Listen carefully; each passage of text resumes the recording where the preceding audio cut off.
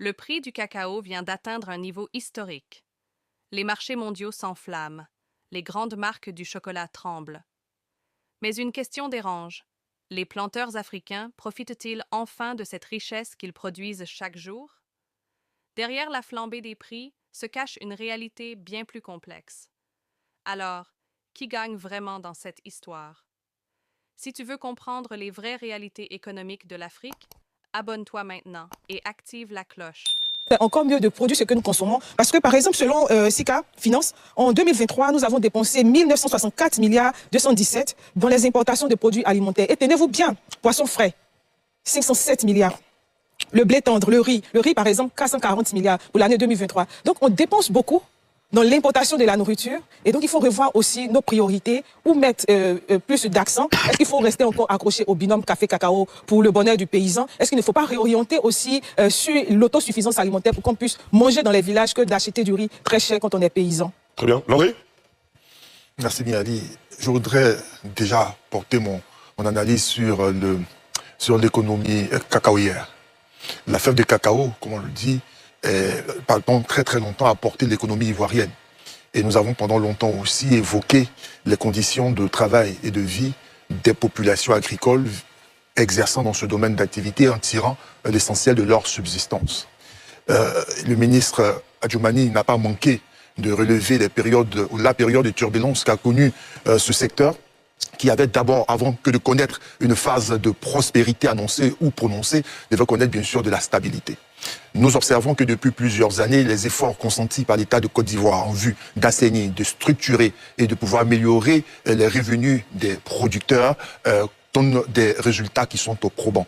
En plus de la fève de cacao vendue brute, encore qu'il faudrait qu'elle soit de qualité, répondre aux normes internationales, nous avons aussi au niveau de la Côte d'Ivoire des efforts en termes de transformation. Pendant longtemps, on a montré du doigt notre économie comme étant une économie qui ne se donnait pas les moyens de construire une chaîne de valeur en matière de transformation de la fève de cacao. Aujourd'hui, nous pouvons être assez fiers en ce sens où plus de 30% de la production nationale passe au broyage, de sorte que nous n'avons pas que la fève de cacao à présenter au reste du monde, nous avons la marque de cacao, le beurre de cacao et en partie le chocolat. Donc les agriculteurs peuvent aujourd'hui se projeter ou entrer dans la perspective sur laquelle ils ne peuvent pas que être des producteurs de fèves de cacao. Constitués en coopérative de manière dynamique et professionnalisée, ils peuvent envisager aussi de devenir des semi-industriels ou des industriels en capacité de transformer leur fèves de cacao pour avoir en termes de revenus une valeur ajoutée significative. Déjà, les initiatives à titre individuel dans l'installation des usines de broyage de fèves de cacao sont bien sûr des éléments encourageants, devront permettre donc à ces producteurs qui pendant longtemps se sont contentés que de la démarche primaire, puis se dire passons à la phase secondaire qui consiste à pouvoir entrer dans le monde industriel. Il y a les mécanismes, il y a le cadre juridique qui est disponible avec les actes uniformes WADA,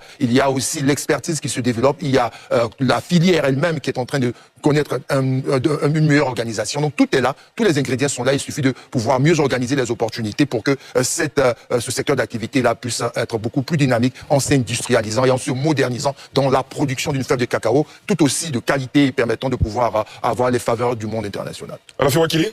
Oui, il faut saluer ce prix. Et puis, moi, je considère que les perspectives sont intéressantes pour les planteurs et les producteurs si, entre-temps, la production à leur niveau n'a pas baissé.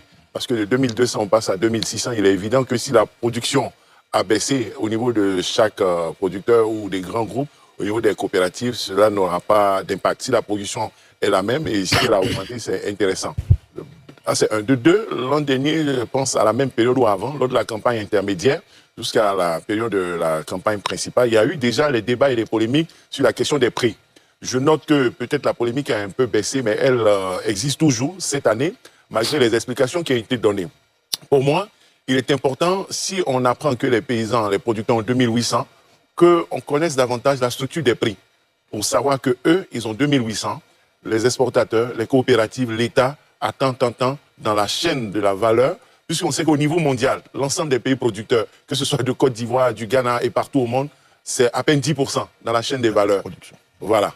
Maintenant, dans le cas ivoirien, par rapport au prix CAF qu'on fixe à au moins 60%, au-delà de ce prix de référence, par rapport au prix mondial, quelle est la part de chaque entité? L'an dernier, j'avais posé cette préoccupation-là et je ne crois pas avoir trouvé une réponse totalement claire et transparente. Ça pourra aider à mettre en lumière, à faire ressortir les efforts que l'État fait pour rétrocéder l'essentiel des revenus aux producteurs et mettre fin, de mon point de vue, à une polémique vaine consistant à penser que l'État ou des intermédiaires captent les ressources de production ou le travail des producteurs. C'est important d'établir cette clarté, cette transparence-là, pour que les efforts qui sont faits en faveur des producteurs soient mieux appréciés, car c'est une réalité. André Sibert? Alors, en termes de perspective, il faut craindre justement que, ayant atteint un pic, on puisse descendre un peu. Mais j'aimerais, avant de revenir sur cela, retenir que, en réalité, ce prix n'est pas fortuit.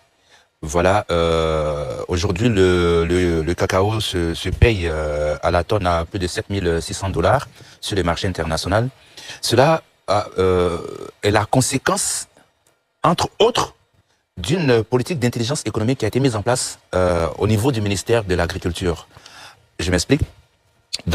Il y a 2 ou 3 ans, alors que les prix étaient un peu problématiques, le ministère de l'Agriculture, donc conduit par le ministre d'État Kobina Kwasi-Adjumani, a pris la décision risquée de mettre un terme à la vente anticipée.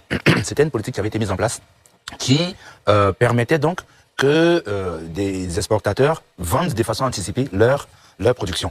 C'était risqué. Mais le risque qui a été pris donc par le ministère a freiné un peu certaines spéculations sur le marché international, parce que vous le savez, il y a 2 bourses qui gèrent le cacao dans le monde. Il y a la bourse de New York qui s'intéresse davantage au cacao dans les pays producteurs d'Amérique du Sud et d'Asie. Et puis il y a la bourse de Londres qui s'occupe prioritairement des pays producteurs en Afrique. Et donc, cette situation a aussi entraîné ce qu'on appelle la baisse des contrats à terme. Les contrats à terme, c'était des gens, des traders qui étaient à New York ou bien à Londres, qui disaient, écoutez, moi je paye le cacao peut-être à 10 000 francs, avant même que ce cacao ne soit produit. Donc, c'est cette politique, c'est de l'intelligence économique. Et cela, c'est vraiment à mettre au compte du ministre Kobina Kwasi-Adjumani, fils des paysans, lui-même planteur, et toutes les structures qui gravitent autour du ministère de l'Agriculture. Conséquence, ça fait flamber les prix à l'international. Et aujourd'hui, on a un record de plus de 7600 $ par tonne, la tonne. Le pic qui existait jusque-là, c'était en 1977, 5500 $ la tonne. Et aujourd'hui, la Côte d'Ivoire a pris donc le leadership sur l'influence sur les marchés, c'est une bonne chose. Par contre, en termes économiques, quand vous avez ce genre de pic, il faut craindre que les marchés puissent baisser à l'avenir, parce que ça va encourager les producteurs à produire encore plus, donc il y aura une surabondance sur le marché et ça va faire baisser les prix. Donc, mais on compte encore sur le ministre Adjumani et les cadres du ministère de l'Agriculture pour continuer l'intelligence économique afin que les prix demeurent. Yassine Noubou? Je voudrais saluer cette situation qui est déjà, nous sommes à la rentrée, avec toutes les difficultés que les parents ont, c'est déjà une très bonne chose.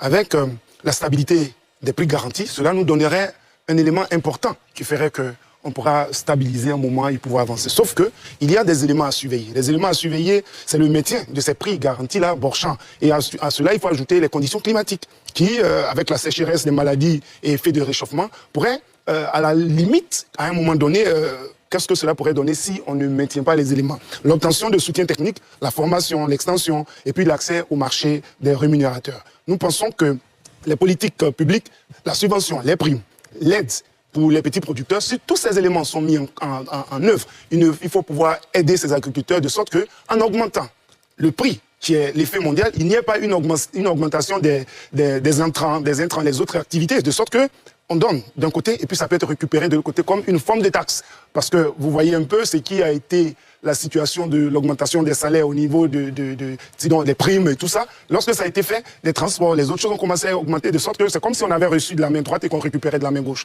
Il ne faudrait pas que les intrants, pour les agriculteurs, tout ce qu'il y a autour puisse augmenter parce qu'il y a eu une augmentation de prix. Sinon, je pense que c'est une très très bonne chose qu'il faut saluer parce que depuis 1977, c'est une très bonne chose qui arrive maintenant. Je vous oui, je crois qu'il faut clairement saluer ces prix, féliciter donc le gouvernement pour ce clin d'œil à nos braves producteurs. Je crois que les perspectives ne peuvent être que heureuses parce qu'il est connu qu'on ne partage que la richesse. C'est vrai qu'on parle des producteurs, mais aussi l'État aussi, avec la flambée des prix internationaux, l'État gagne de l'argent.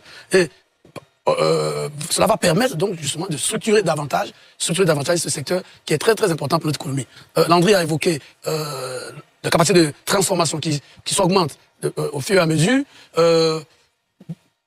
On sait par exemple que le siège du Conseil international du cacao est venu à Abidjan. Il y a beaucoup de choses qui sont faites et je crois que ce résultat-là, ce prix aujourd'hui, est le résultat de tout un ensemble de démarches, de processus, de politiques mises en place par le gouvernement. Moi, je pense que c'est déjà une bonne chose et il faut... Alors, quelqu'un a dit qu'il faut craindre que les prix baissent. Justement, c'est à nous, au gouvernement, on dit qu'il faut, en temps de vache grasse, il faut préparer les temps difficiles. Donc, c'est aux autorités, on leur fait confiance pour cela, de faire en sorte que les acquis qui sont engrangés pendant cette période de flambée de prix puissent aider à structurer pour que demain, on ne le souhaite pas, mais s'il y a d'autres chocs, on puisse les amortir. En tout cas, moi, je suis tout à fait très content pour nos braves producteurs parce que, vous savez, c'est très difficile en zone rurale.